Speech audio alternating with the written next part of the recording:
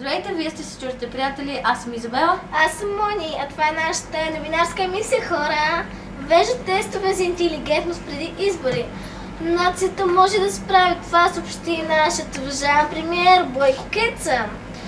Един от тестовете ще включва въздържан пъхнен конструктор в носа. От днес 3 милиона автомобила са в центъра на София на аварийки. Цъкнаха аварийките и дим да ни няма, съобщаваха българските граждани. Кръстиха бебе в Норвегия от свещеник, който е бил психично болен. Бебето е кръстено в църква, но вместо вода с кока-кола. Човекът, има преди свещеника, е в психиатричното отделение с 3-та степен на лудост. 13-годишна американка спечели приза за най-миризливи маратонки. Полицайите издирват мъж без отличителни белези. Това може да сте вие. Група туристи се изгуби в Перник поради липса на знаци. Раниха мъж с въздушна пушка от балкон в центъра на Перник. Мъжът е добре, с 2 счупени крака и 2 счупени ръце. Деца от лагер Ангер запалиха хотел 3 буки.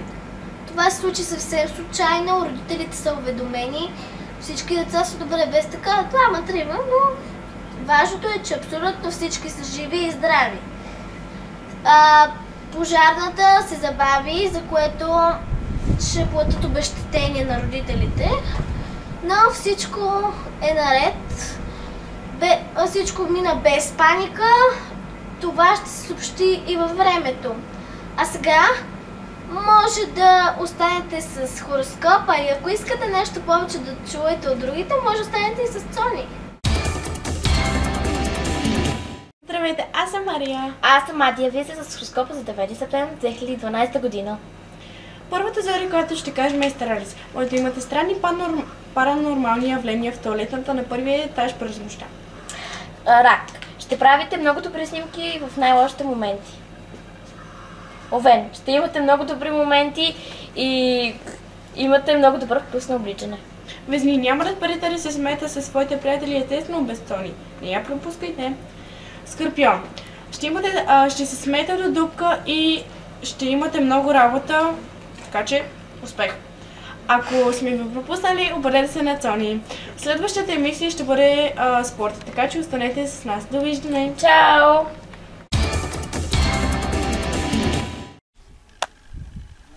Постоянно сте хапани от насекоми? Вече не. С новите чорапи Къш. Те са предвидени и за малки деца. Ако поръчате, веднага получавате кашон от тези уникални чорапчета. 10, 9, 8, 7, 6, 5, 4, 3, 2, 1. И времето ви изтече. Може да си ги закупите и по интернет. Здравейте, уважаеми зрители! В последния 23-ти кръг от българското волейболно първенство се срещнат от основните претенденти за титлата, а именно отборите Куцо Кьорово Сакато и Маргаритите.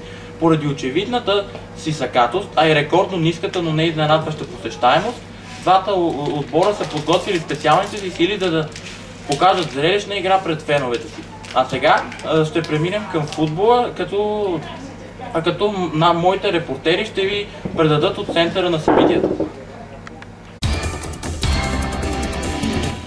Добър ден! Треньорът на Италия Чезаре Прандели обяви, че воденият от него тим е подготвен за сблъсъка с България и неговите момчета са тренирали усилено ръкомахане и възклицания към съдията, специално за матча.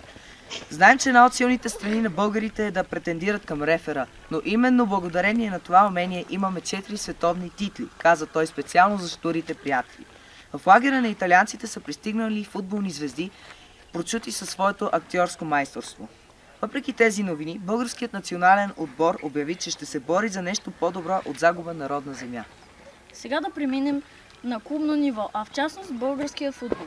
Най-зрелищното на този кръг бе в източната Б група, между отборите на Вихрогон и Костенурка. В този мач се отбелязаха цели 8 гола, от които 7 автогола във вратата на отбор Костенурка. Звездата на отбор Костенурка Жоро Бекама се прояви с цели 6 автогола. Това беше всичко от нас за тази вечер. Останете с прогнозата за времето представена от Мартик Сарян. Ме кръчетата. И мен. И мен. А мен колко? О, болят ме краката. Болят ли ви краката? Да. Имам спасението. Тези ултра тънки, ултра меки памучени пантофи ще ви решат всичките проблеми, само като ги обуете. Благодаря. Добър вечер, драги зрители! Да започнем нашата новинарска емисия с един факт. От утре, по-точно 3 часа след 12 часа, почва астрономическото куково лято. От БАН съобщават, че всички трябва да си върнем часовниците на вторични суровини. Куковото лято обаче няма да донесе само това.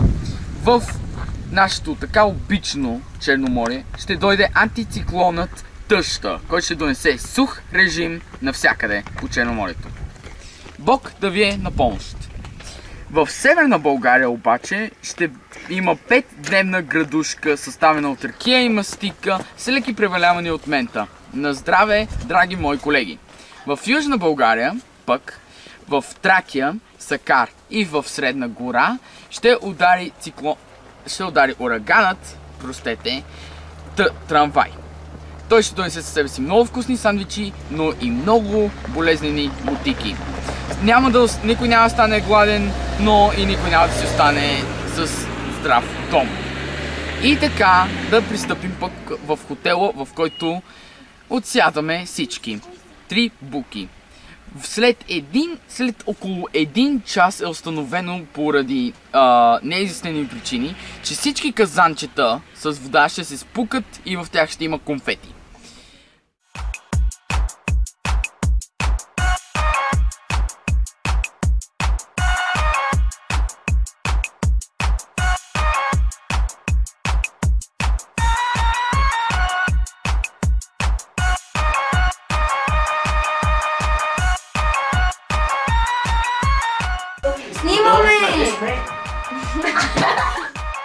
Отбор обяви, че ще се бори за нещо по-добро от загуба на родна земя.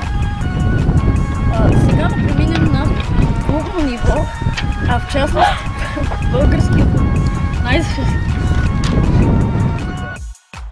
Здравейте, вие сте четвърте приятели, аз съм Изабел. Аз съм Монката, Бомбонката, това е нашата новинарска мисия. Този, който е стрелял, е бил 13-годишния Петър Симеонов. В момента той е задържан в полицията и го бият с едно къмшиче.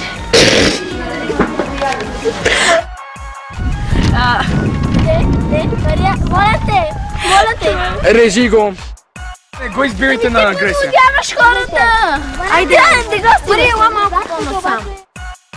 Ние няма да говорим, аз мога че да така половина. Айде де! Ама къде защо не излъжи? Ники, айде ти, моля ви, трябва да го заснемем, иначе те няма да ви го пуснем.